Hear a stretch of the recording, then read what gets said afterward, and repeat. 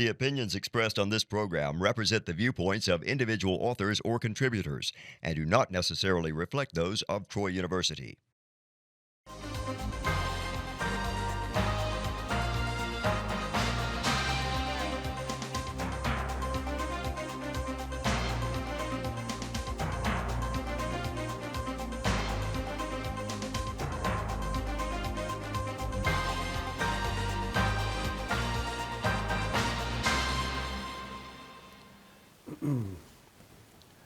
Welcome to International Insights. I am Doug Davis, and with me is Michael Slobodchikoff.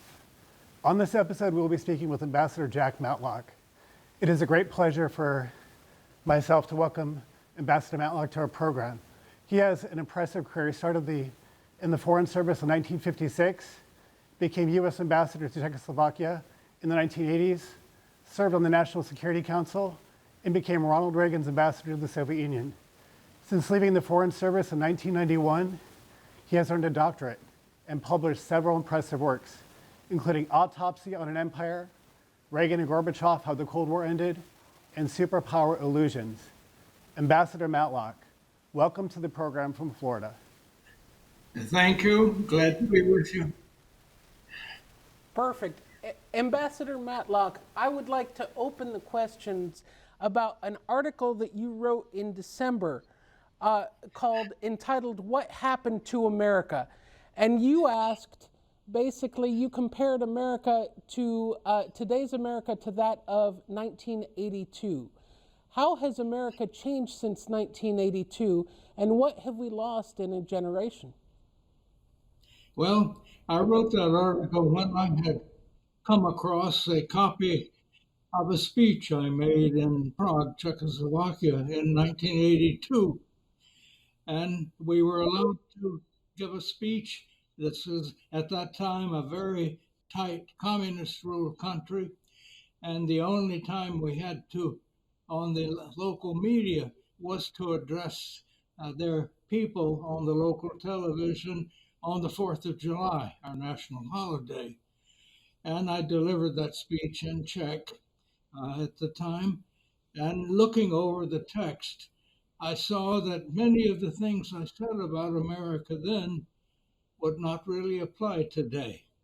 One was I spoke of democracy being of and for and by the people, and then pointed out that increasingly the people have less and less decisive influence on our politics. And I mentioned a number of things that had happened. And I mentioned also that a democracy means compromise and resolving differences by compromise. And we certainly have seen not much of that recently in our politics. But perhaps most of all, I was able to say then that we were living in peace with the world, and we had not a single American involved in combat anywhere in the world. At that time, we were trying to force the Soviets to get out of Afghanistan. They had we considered that and I was able to tell them, as I had earlier told the Soviet audience, we're living in peace with the world. We're not fighting anywhere. I cannot say that today. And I ended that particular one with reports of the American munitions that were being used to devastate Gaza. And I just said, what has happened to us? Thank you, Ambassador Matlock. And I want to follow it up by looking at the state of American polarization today. And things are very different now than they were under the Reagan administration, because if we go back, we saw that Reagan and Tip O'Neill were able to compromise for the common good, although they came from different partisan perspectives. Today, it's very different. And so the question I have for you is, what happened? Why are we no longer able to compromise today? What is different about our political reality? Well, we seem to be demanding in many ways our way or the highway. And I don't think that's going to work, and I think that's getting us into difficulty. Yes, Reagan was one who, uh, you know, domestically, he was conservative and wanted to cut taxes, for example, and a number of other things. But he was not doctrinaire about it. And he would tell us, you know, if you can go into a negotiation and get 80% of what you want, that's good. And he would always say, you know, when I was negotiating for the Screen Actors Guild, we always asked for more than we would settle for, and in effect, so he would negotiate whether that was foreign affairs or whatnot. I would say in foreign affairs there was another thing. He hated communism for very good reason. He did not hate Russia or the people of the Soviet Union. He understood that Russia was being ruled by a communist rulers and was not acting qua Russia, ever acting as a communist state. And he also felt that what we had to deal with was that state's attempt to control other states. He would say, well, you know, communism is a crazy system, but if that's what they want, you know, that's their business. It becomes our business when they try to force it on other people or to, to support revolutions throughout the world in order to bring about a communist state. And so he was also one who was very cognizant of the sacrifices the Soviet people had made during the Second World War. And almost every letter he wrote, and actually I was able to draft most of those for him, but he would always add in a handwritten postscript, I still remember the great sacrifices your people made to defeat Hitler. And we must remember that. So these are things that subsequently, it seems, our government has forgotten. He would also say, if we had some crisis, and for a while, if something happened that they didn't like, the Soviets would stop talking. And he would say, look, when we have a problem, that's when we need to talk. And I will never walk away from a negotiating table. And that was his attitude. So we see, I think today, our government's taking quite the opposite position of that. Ambassador Matlock, I want to build off of that question and say that you worked closely with President Reagan to help stabilize U.S.-Soviet relations in a way that you were able to negotiate the end of the Cold War. Now, you spoke a little bit about Reagan's perception about negotiating and never walking away from a negotiating table. How would Reagan evaluate U.S. relations with Russia today, and what do you think Reagan would do differently? Well, I don't think Reagan would have continued expanding NATO. This has been, I think, a huge mistake in U.S. policy because we began expanding NATO when there was no threat to the East European countries. And we were warned time and time again not to do that, and particularly not to expand NATO into countries that were once part of the Soviet Union, most of all Ukraine, but also Georgia. And yet we, step by step, not only promised it, but surreptitiously began actually to not only send arms, but to send trainers. We were doing to Ukraine as if it were a NATO member, even though it wasn't, and being warned that this was a red line. So I think that there were many other mistakes we made over time, particularly during the second Bush administration, when we unilaterally walked away from most of the arms control agreements that had been the basis of ending the Cold War. And we started running away from them. And then we failed in the 90s and the first decade of the 21st century to develop a European security organization that would include Russia.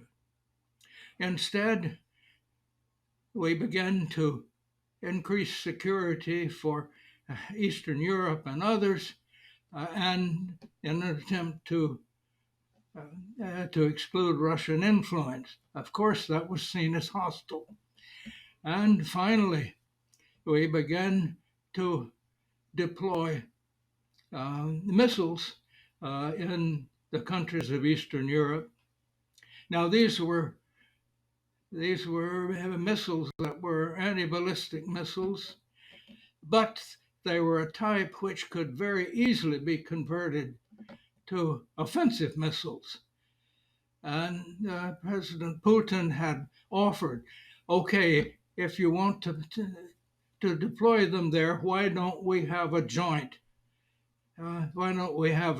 program for anti-ballistic missiles so that we can all be protected?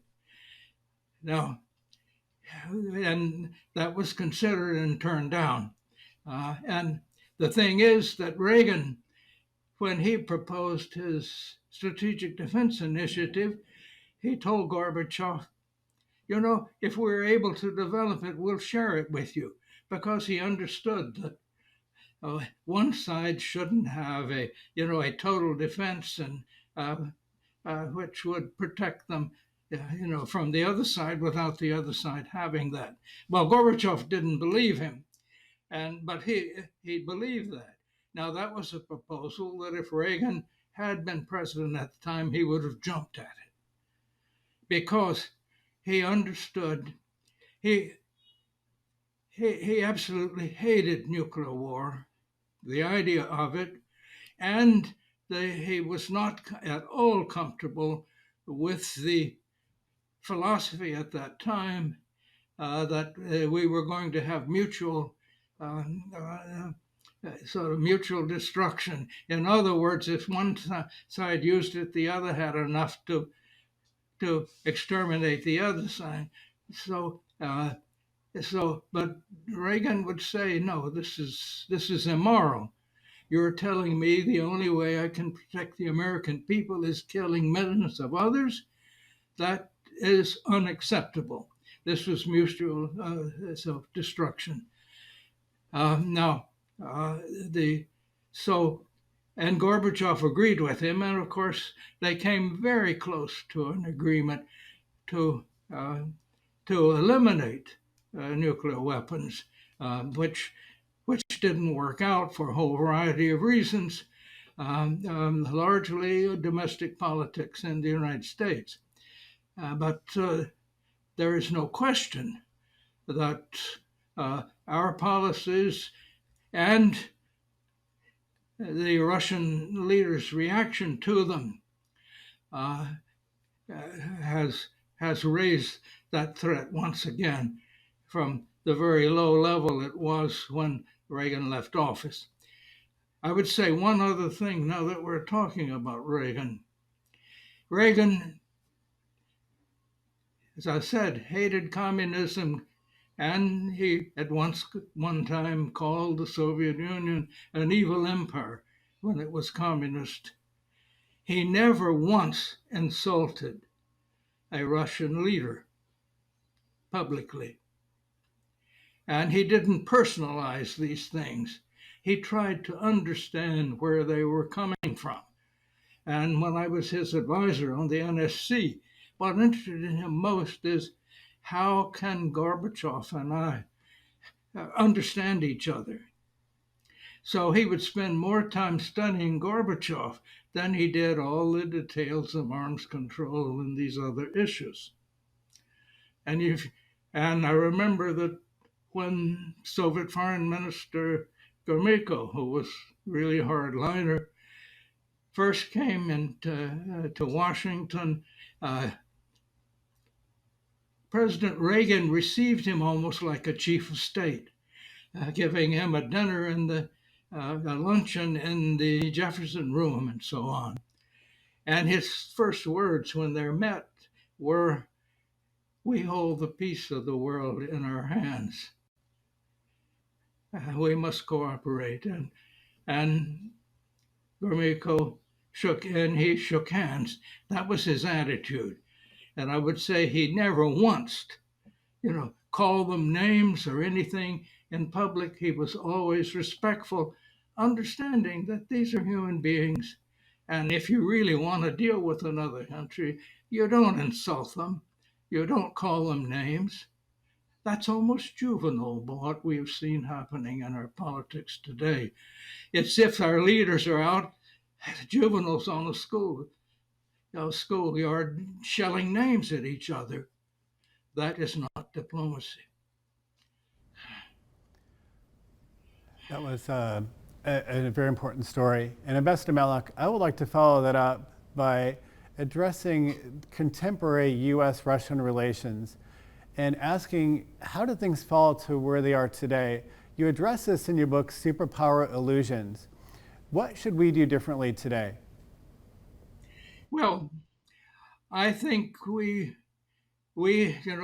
almost as a country and our leaders simply have misunderstood how we ended the Cold War and the implications. It was not a victory. And the breakup of the Soviet Union was not a victory for American policy. We negotiated an end to the Cold War under conditions that were, I would say, benefited everybody. And we negotiated an end to the Cold War when Gorbachev changed their policy of imposing their system on other countries. They let East Europe have free elections and go free of communism. That was not a defeat, it was a decision. And of course, it happened when Gorbachev was trying to democratize the Soviet Union. Now, the United States was always in favor of the restoration of independence of the three Baltic countries. We had never recognized that they were legally part of the Soviet Union. But in 1991, President Bush very much wanted the other 12 Soviet republics to stay in a voluntary confederation or federation with Russia. And he made that clear when he traveled to Kiev after being in Moscow and warned the Ukrainian legislature that against suicidal nationalism. He wrote that himself. I was on the plane flying with him from Moscow to Kiev, and he came and he showed me what he was writing. And he was thinking then of Soviet Georgia, which had already started attacking some of its minorities. But what we were afraid of was that there would be a lot of new nuclear weapon states if they broke up, and that would be a danger to our security.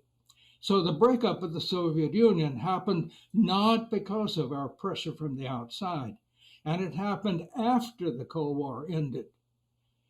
And it happened contrary to American policy. Of course, when things started to break up after August 1991, the only thing we could do was to recognize the new thing, independent states. But I would have to say that all of those borders were borders that were drawn up by the communists and were drawn up for reasons other than, I might say, the interests of the people. And as far as Ukraine was concerned, it was heavily divided between those who preferred to speak Ukrainian in the West and those in the East who were mainly Russian speaking, whether they were ethnically Ukrainian or Russian. So, in looking at thinking of things, well, Russia was a defeated nation. Russia was not. Another thing we forget now, it was Russian leadership that broke up the Soviet Union. Boris Yeltsin, who was the elected president of the Russian Federation, conspired with the leaders of Belarus and Ukraine to break up the Soviet Union. So when we now talk about Russian imperialism as if they're always imperialistic and so on, that's just nonsense. And so I see a lot of differences there.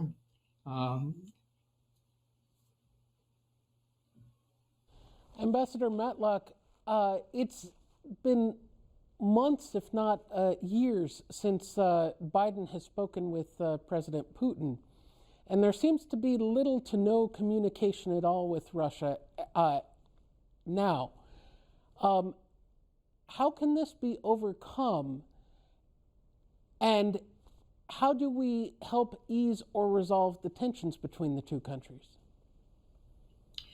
Well, I don't see how they can be overcome if we have leaders that simply are blaming all the ills of the world on individual leaders.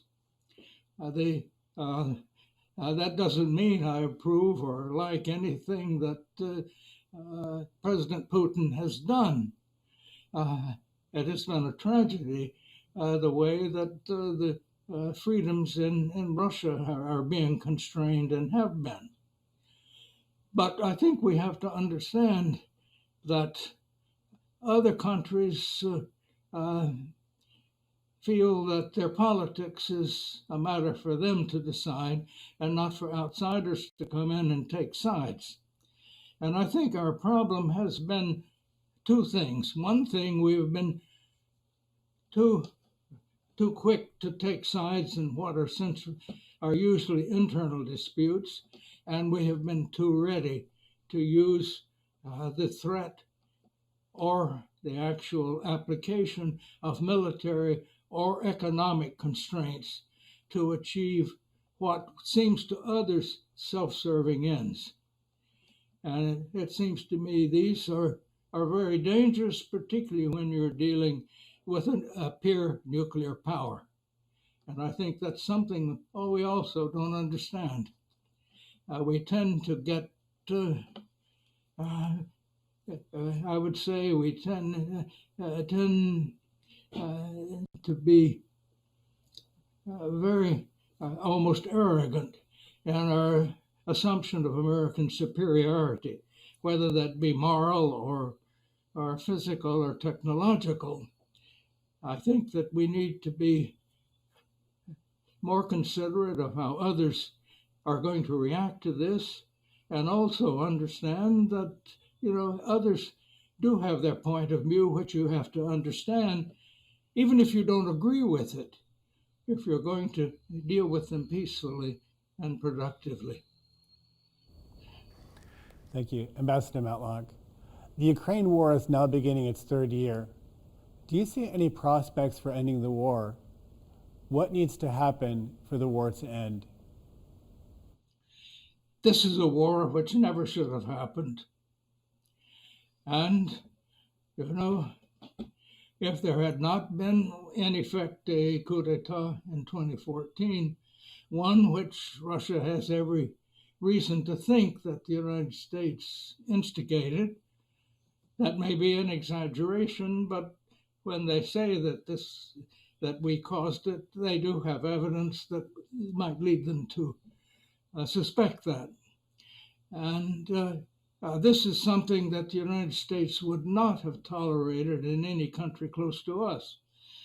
Could you imagine that China or Russia or some other large country, particularly if it, at that point were larger and more powerful than we were, tried to determine who's going to be in the government of Mexico and to start putting military bases there. We would go wild. We don't seem to be able to put our people, ourselves in other people's shoes and understand how they're going to react to some of these things. So, I think this would not have happened if we had not been expanding NATO, if we had not promised in 2008 to include Ukraine, and if we had not begun to supply weapons to Ukraine when they had an internal fight, essentially after 2014. All of these were things that the United States would never have tolerated in another country doing it in our hemisphere, much less in a country which had been part of our country for centuries and newly independent. So I think we have sort of not tried to understand, and I do think that that is now bringing us to a point that is very dangerous. Now, you ask, is there an end to the war in Ukraine? There's no way it's going to end by Ukraine recovering all of the territory that was given it. By the way, these borders were designed by Hitler, Stalin, and in the case of Crimea, Nikita Khrushchev, a Soviet leader. So we are, in effect, supporting the Ukrainians not to preserve Ukrainian independence, but to weaken Russia. Now, I don't think that is a wise thing for the United States to be trying to do. And so I would say right now, obviously, the goal that the Ukrainian government now professes is an impossible one. And the reason we and some of our NATO allies are supporting Ukraine is because we want to hurt Russia. This is also true of our economic policies. We're carrying out economic policies toward Russia that normally are only available in a state of war. I think this is dangerous and is going to boomerang. But if there is, I think there could be a ceasefire, and I think there should be one. And then there could be diplomacy to work this out, but not as long as the US and some of its NATO allies are actually feeding the fighting and bringing about tremendous damage, not only to Ukraine, but also to Russia. Ambassador Matlock, unfortunately, we have come to the end of the program and we are out of time. I want to thank you so much for taking the time to speak to us and to educate us in these matters. And it has truly been a pleasure and an honor to speak to you. Thank you for your questions and the opportunity to be on your fine program.